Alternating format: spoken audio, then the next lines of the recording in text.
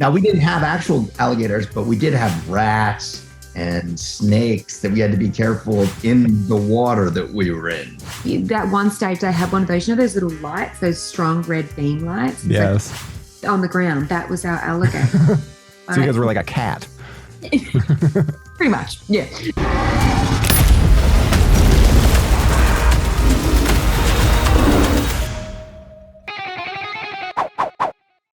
With the flood, I think that to say your character of Russell Cody is mysterious would be a bit of an understatement.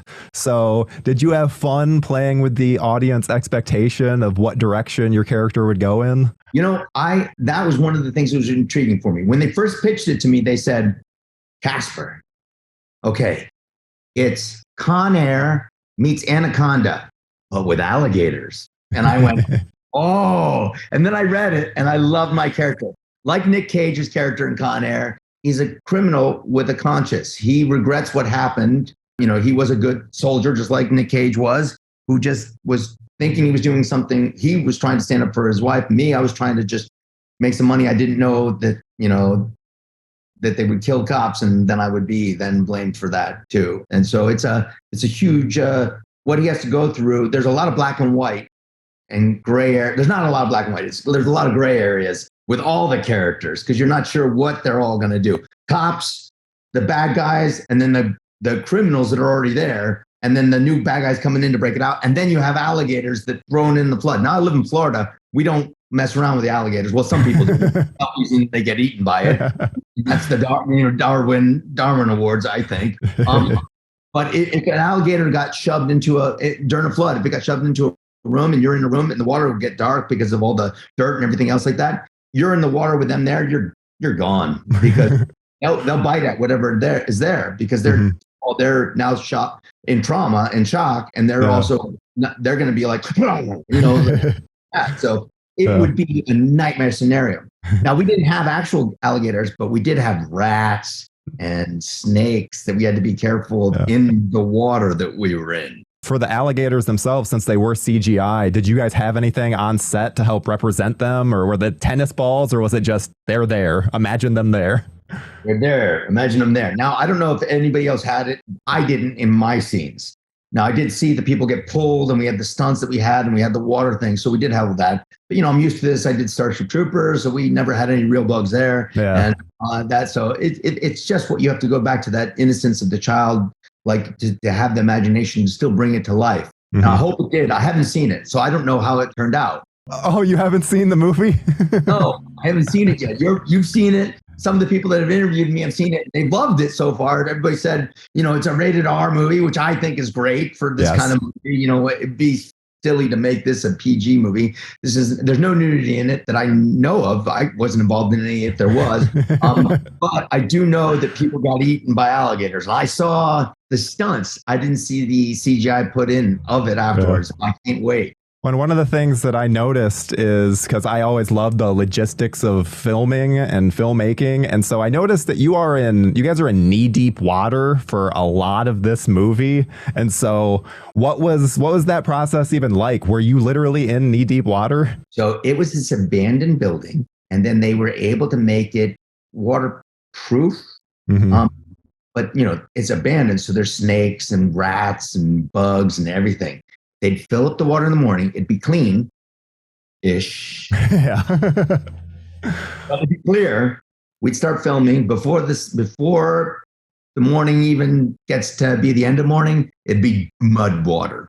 And I'm saying mud water because it was knee deep, waist deep, and higher because it kept getting higher. So there's different parts where they'd fill it up higher and we'd be in this fighting in this. And so what happens is people get dunked underwater, they come up, snot comes out of their nose, they're just like this, but it's all in a contained little room. So you're in other people's like coughing and sneezing and coming up and dirty clothes and dirty underwear and people sweating and all moving the equipment in and out and bugs that you're seeing a cockroach dead and you heard that there was rats in it in the morning, they had to clear it out, so there's everything goes that. So that part of it is disgusting. And I don't like that part, but it also made it more realistic because because you don't know if when you're walking in this water, if you're going to get bit by a snake or a rat, or if you're going to come across anything gross. And so that part of it was real. Well, and that's funny. It's funny you mentioned that, because one of the parallels that I kept noticing, both in the visual language of the movie, but also in just certain scenes, is Alien Resurrection. And I know that they had such issues with like filming and being underwater. And so all I could think with this, I'm like, well, it's more indie film. So how did they even pull this off, and in a like sanitary way, but emptying the set every day? That will do it. Empty it every day, but then they refilm it every night. But it's in a rat-infested building that's disgusting. There's no way that they could do the right chemicals for it. Plus, everybody's going in and out. They're not in bathing suits. When I was a lifeguard in Florida when I was younger, and I would be in charge, you'd have to test the pool, and certain times you'd have to get them out, and that'd be people all supposedly showering before they go in, and bathing suits. Now we're in clothes, and the crew's in clothes, going out in the shoes in mud and dirt and all the different things that come into it. Whatever people are doing in there, I don't even want to know. And if people are just like, if they're not getting out to pee, which there some people did. Like at the end of the day, like literally the fight sequence between Louis and I, he has to shove my head underwater. Now I've already seen people blowing their nose out, seeing the cockroaches, knowing it's the end of the day, so it's the dirtiest the water is, and I have to go under. I didn't like it. I didn't like that part of it, but I mean, I do it. I mean, if somebody asked me to do that in real life, I'd be like, hell no. But they're like, on camera, I'm like, hell yeah. Exactly. You get that moment gets to live forever, so it was worth it. Well, and so you fought giant bugs and now murderous alligators. What killer animal do you see yourself facing off against next? Oh, I don't know, but I love it. I've fought against sharks in movies, and vampires, and giant bugs who are great, and different. It's all fun for me. I love it. I love this aspect of it. I love these different characters too. I love working with Louis Mandylor, who I had worked on Battle for Saipan with, which was shot in the same place in Thailand with the same producer and the same director. And then Louis and I got to do this again. But now we added Nicky Whelan, and she's just amazing. She's such a badass. She's such a talented actress. And her and my wife are really good friends now. And we just love her. We're just lucky we have her in our life. That's awesome. Well, and so I'm not going to say what it is, but the movie ends on a note where I could definitely see a sequel with your character, and it doesn't necessarily have to even involve alligators. So what do you imagine Russell Cody heading off and doing? Well, getting that money. That's what I reckon. However he's going to live and whatever happens afterwards, there's a lot of things that could happen. If they want to, I'm totally down with it. So I'm open for that. Let's get a few things straight. You're in my house now. I will not hesitate to shoot you if I have to. And I'm well aware of you guys. I think I did a shoot with you guys a while ago. Oh, nice. Very, very cool. So one of the first things that I noticed when watching the film is that you are knee deep in water for so much of it. So please tell me that you were in rain slickers or something when it wasn't a wide shot. No, I had socks and shoes and Dickies pants on. It was tough. And we had a short time to sort of shoot this movie, 2 weeks. We're in these massive, sort of this huge broken down building in the middle of Bangkok, in this filthy sort of car park area filled with slush and mud. And they're just bringing these water trucks in and filling up the factory the entire movie. So it's not heated. But luckily it's tropical weather, so it's kind of warm, but it's night shoots, and you've got this filthy water just filling up, and you're in it for 12 hours. And I remember sitting at lunch just drenched, and I'm like, there's no point in getting dry because I've got to get back in it. And I'd just be kind of sitting there eating lunch, just so uncomfortable. And there's nothing you can do, and you just kind of got to suck it up. And it was, we all felt it. I mean, everyone handled it really well. The crew are incredible because they're standing in that with their equipment and stuff. And remember, electrical stuff. So everything's got to be very safe and secure. I mean, everything about this movie was a challenge, and I'm so proud of it coming together. Well, that's when I'm also a filmmaker. So then seeing that kind of stuff and seeing the layer of water that just increases as the movie goes on. You get it, right? Yes. All I can think of is the logistics of it all, where it's like, oh no, these poor actors. And poor crew and poor everybody. Yeah. Was it enough for you to go, I'm not going in water for my next couple of movies? You always feel so good after you've done stuff like this. This kind of kicked all of our asses in a really good way, but it definitely did. And I felt so accomplished afterwards, and it was an adventure. So now I'll get back in the water. So one of my favorite aspects of the movie is your character's just disgust with the situation, whether it's her coworkers who like don't do their jobs or the convicts and like the very gross things that they say. So you just constantly seem fed up with the events that are going on around you. So is that an active choice or just something that happened given the circumstances of the film? I think it's just the stuff that keeps getting thrown at her. You know, she's got these people working for her that she's just like, come on. And then now her entire department is filling with water. Now she's getting prisoners she has to take care of for the night, really bad prisoners. Now there's alligators that are coming to kill them all. And then you've got the terrorists that try and take over. So she's got everything going against her. It's funny because she does start out really badass, like fed up. But toward the end, you do notice her kind of developing these strange relationships to survive the night with everybody. She doesn't really care if they die, but she's also, it's her job to keep them alive. But they're also trying to kill her, but she's trying to keep them alive. There's so much happening for me, because they don't care if they kill each other, but my job is to keep them alive. Well. So there's just so much going on. My poor character. I was shocked to hear that you guys had to really use your imagination when it came to the gators and had no physical representation of the beasts on set. So as an actor, do you like having that freedom, or is like the tangible easier to connect with to like actually be in the moment if you were to have like an actual like fake gator there? I would have liked a fake gator, to be honest with you, because for me, you just have to use your imagination, but especially there are scenes where some of the guys really interact and had sort of get trapped in with them, and they had to do so much to make that work. I would have loved to have had something a little bit more tangible to work with, because you're holding the suspense and for nothing in front of you, and people don't understand that, and it's sort of like it's kind of weird. And there's times when there's all groups of us all together, sort of looking in this area, sort of having to react and move with it at the same time. I mean, we didn't have a lot of time to shoot this. So there's parts where I'm like, I wish we'd sort of, that one stage they had one of those, those little lights, those strong red beam lights. Yes. Like on the ground. That was our alligator. So you guys were like a cat. Pretty much. Yeah.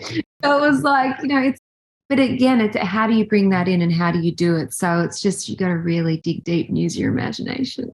I can imagine that being very, very difficult, especially with how much the gators are involved with the story.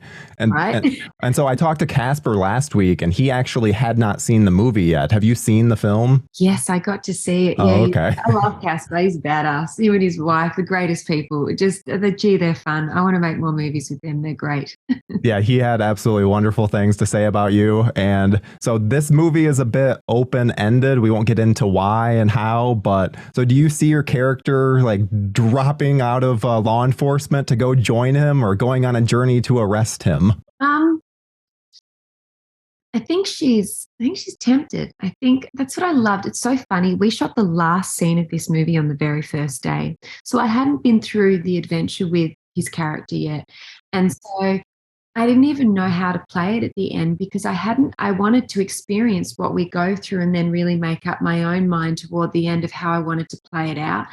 So I think, I don't know, I kind of wish we could have done it the other way around, but in the end, and the way I look at it, I kind of think she misses him.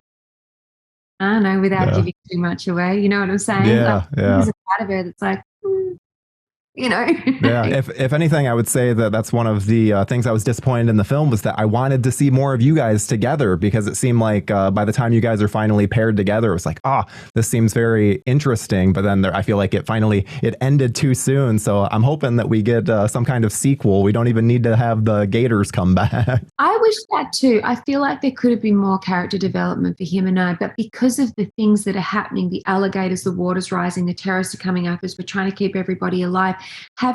There is a scene where we're upstairs where we talk for quite some time, but even that felt wrong, shooting that, because if you really had a bunch of prisoners and you've got alligators coming at you, you're not about to bond with someone. It's very hard to create because we're sharing the space with all the other characters too. It was just a movie of him and I on this mission. There could have been those moments, but I agree with you. I know it's just hard to bring us together sincerely.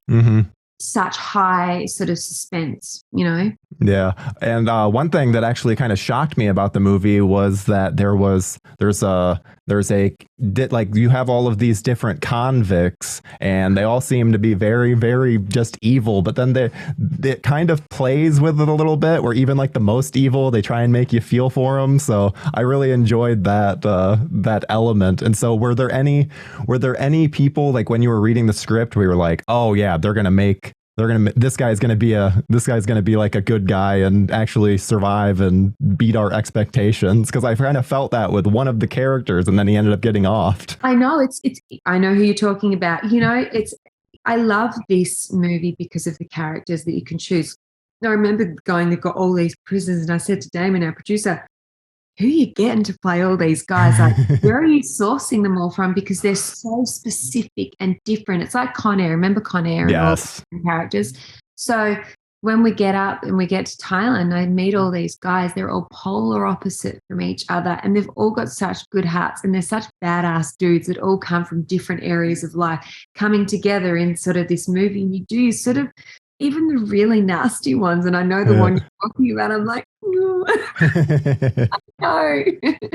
Yeah. That's amazing. Well, my final question is, so last year you fought a giant shark and now this year it's a murderous alligators. And so is there any other killer animal that you're wanting to face off against next?